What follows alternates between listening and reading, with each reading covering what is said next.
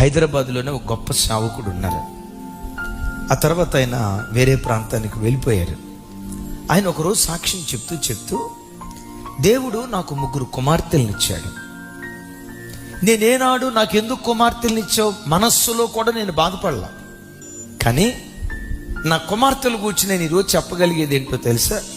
నా కుమార్తెలను ఒక అయ్యే చేతిలో పెట్టే వరకు, చిన్న కుమార్తె వివాహం రోజు చెప్పిన మాట, నా 3 కుమార్తెలను కన్యకలుగా కాపాడి నా అల్లుడి చేతిలో పెట్టే కృపదేవుడు నాకు అనుగ్రహించాడు.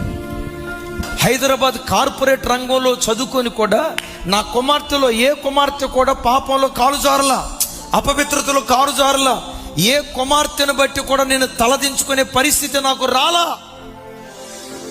మీ అమ్మాయి పలానా అబ్బాయి బండి ఎక్కిందయ్యా, మేము చూసాం, ఒక్కడా మాట మాట్లాడాలి.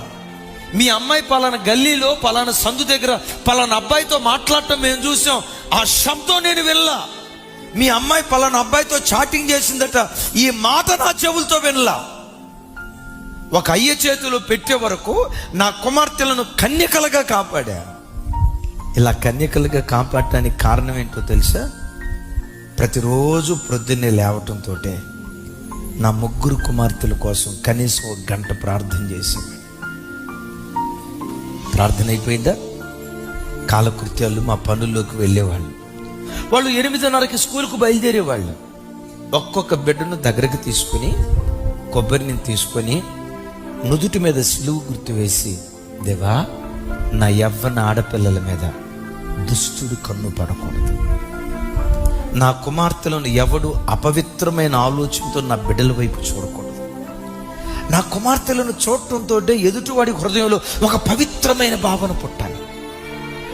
లోకంలో ఆడపిల్లలను చూసినట్లుగా నా అమ్మాయి వైపు చూడకూడదు, లోకంలో ఆడపిల్లల వైపు చూసి వెకిలిగా ప్రవర్తించినట్లుగా నా కుమార్తెల పట్ల ప్రవర్తించకూడదు.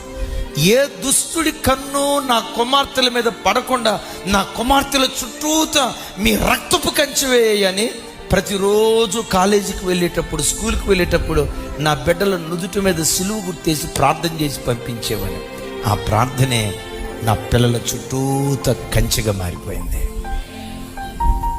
మిమ్మల్ని అడుగుతా, నా పిల్లలని రోజుకొచ్చి 10 గంటలు డ్యూటీ చేస్తున్నావు. 10 గంటలు డ్యూటీ చేసే నీ బ్రతుకులో కనీసం 1 గంటైనా నీ పిల్లల కొరకు ప్రార్థన చేయగలుగుతున్నావా?